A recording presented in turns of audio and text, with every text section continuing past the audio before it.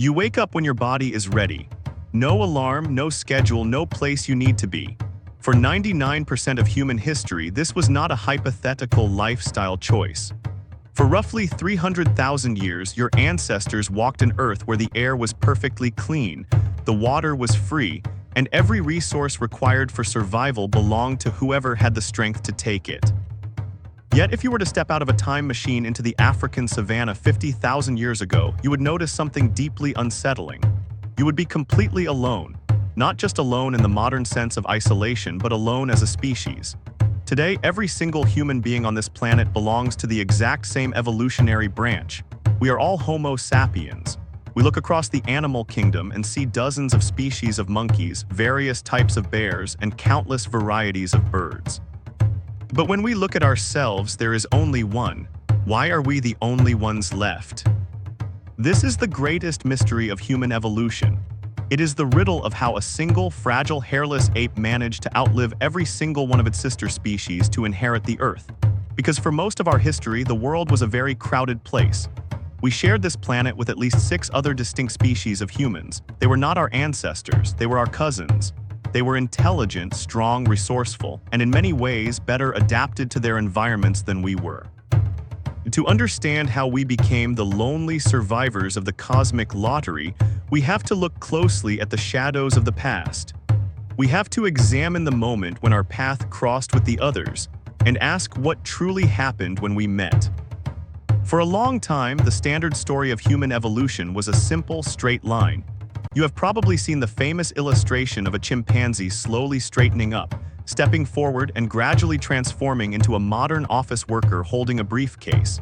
It is a clean, comforting image that implies a steady, inevitable march toward perfection. But modern anthropology has shattered that mirror completely. The true tree of human evolution is not a straight ladder. It is a dense, tangled bush, full of branches that grew side by side for hundreds of thousands of years before suddenly snapping off into nothingness. Let us look at the evidence left behind in the dirt and the stone. In 2010, researchers working in the Denisova cave in the Altai Mountains of Siberia made a staggering discovery. They found a tiny fragment of a finger bone belonging to a young girl. When geneticists successfully sequenced the ancient DNA from that bone, they realized they were not looking at a Homo sapiens, and they were not looking at a Neanderthal. They had discovered an entirely new branch of humanity, now known as the Denisovans. At the exact same time our own ancestors were developing culture in Africa, the Denisovans were thriving across Asia, adapting to the thin air of high altitudes long before we ever arrived. Meanwhile, in Europe and the Middle East, another human species reigned supreme for nearly 400,000 years, the Neanderthals. For generations, popular culture painted Neanderthals as dim-witted, brutish cavemen who grunted around open fires. This is a massive historical injustice.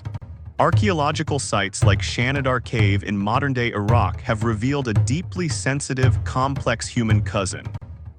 At Shanidar, researchers found the remains of a Neanderthal man who had suffered catastrophic injuries early in life, including a blow that likely blinded him in one eye and a trauma that left his right arm withered and useless.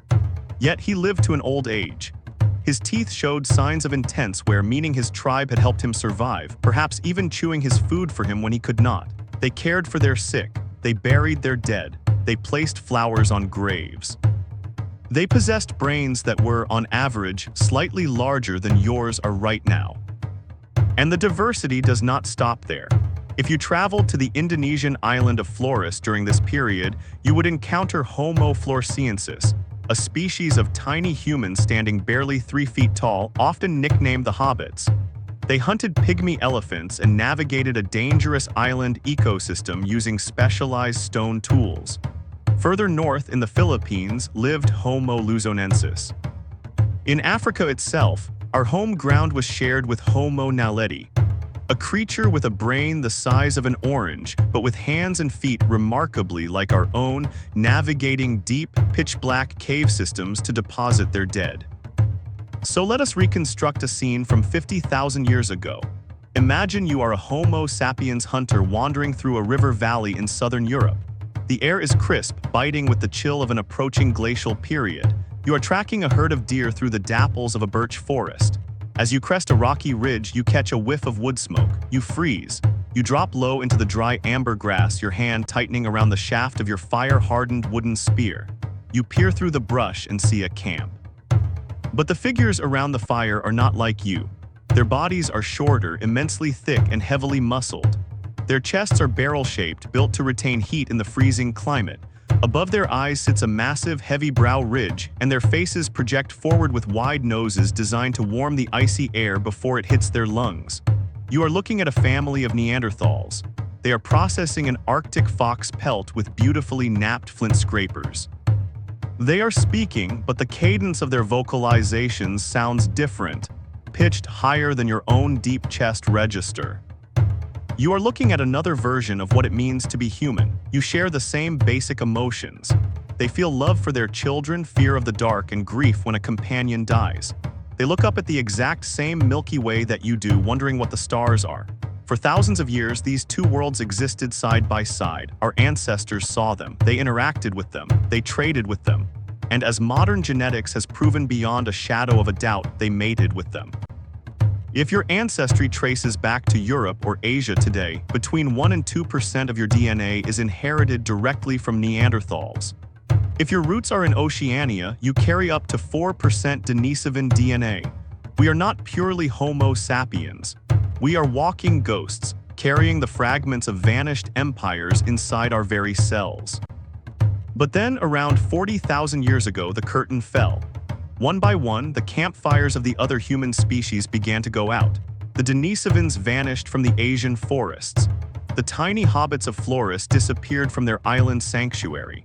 The Neanderthals made their final stand in the deep caves of Gibraltar, looking out across the Mediterranean Sea until the last individual died, leaving their tools to be covered by drifting sand.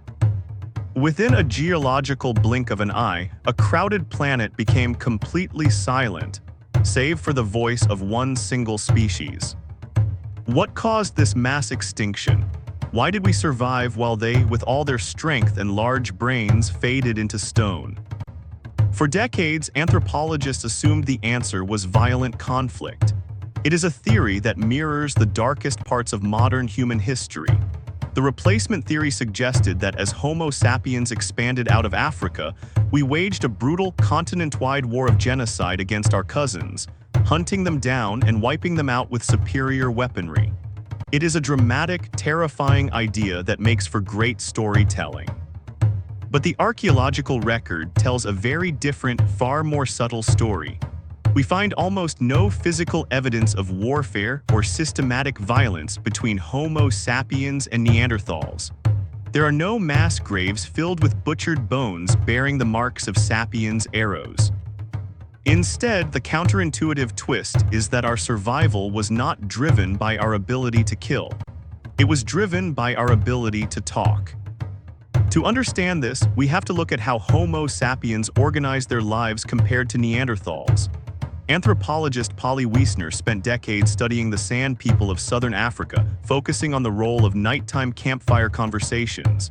She discovered that daytime talk is largely practical, focused on hunting, gathering, and mechanics, but nighttime talk around a fire shifts completely. It becomes about storytelling, myth, religion, and social networks. It is through these stories that humans map out networks of trust that span hundreds of miles. Neanderthal archaeological sites reveal that they rarely traveled far for their materials. The flint they used for their tools was almost always sourced from quarries within a few miles of their camps. Their social circles were small, tight-knit, and isolated, likely consisting of extended family groups of no more than 20 or 30 people. They knew their immediate surroundings perfectly, but their world ended at the horizon. Homo sapiens were different. In Sapiens sites from the same era, we find seashells from the Mediterranean coast buried hundreds of miles inland in the middle of Europe. We find high-quality flint that was carried across vast mountain ranges. This means our ancestors were not living in isolated bubbles. They were part of a massive, interconnected network. They had trade routes, they had treaties, they had shared myths. When you can tell a story, you can organize strangers. If two Neanderthals from different tribes met in a valley, they had no shared framework to trust one another. They were strangers, and strangers were dangerous. But if two Homo sapiens met, they could exchange a token, mention a common ancestor, or invoke a shared spirit. They could cooperate. This social superpower became critical when the climate changed. Around 45,000 years ago, the European climate entered a phase of wild, unpredictable instability. The forests turned to open, freezing tundras overnight. The megafauna herds shifted their migration routes unpredictably. In a world like that, a tight-knit group of 30 Neanderthals was incredibly vulnerable. If the local deer herd failed to show up for 2 seasons, that entire group would starve to death in their valley. They had no one to call for help. But when a Homo sapiens group faced starvation, they could rely on their social network. They could travel 50 miles to the east, cross a river, and knock on the door of a tribe they had never met before, but who shared their language and their stories. They could say, "The winter has broken us, let us hunt on your lands, and when the rains return to the south, we will repay the debt." We did not conquer the world because we were stronger or smarter individually.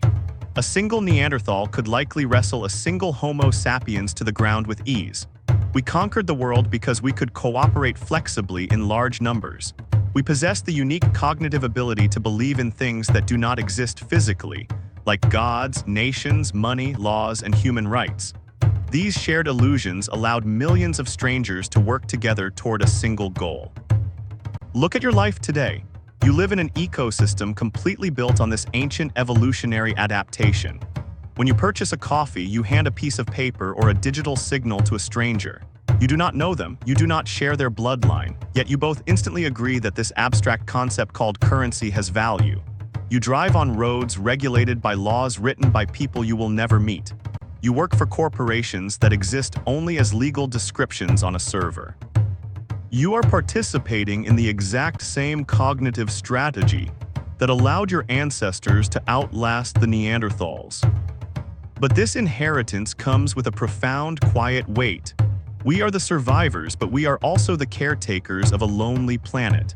Every time you feel an intense, inexplicable longing for community or a deep sense of isolation when surrounded by modern concrete, you are feeling the echo of that ancient survival strategy. Your brain is still wired for the campfire circle. It is still searching for the safety of the tribe, designed to navigate a wild, unpredictable world by building bridges of trust out of nothing but words. The other human species are gone, their campfires cold for 40 millennia. Their physical forms have vanished into the dust, leaving behind only the stone tools they held so tightly and the genetic whispers waiting inside your body. You are the final monologue of a play that used to have a massive, diverse cast. And every time you sit around a fire, looking into the flames and telling a story to a stranger, you are keeping the true secret of your survival alive. You wake up when your body is ready. No alarm, no schedule, no place you need to be.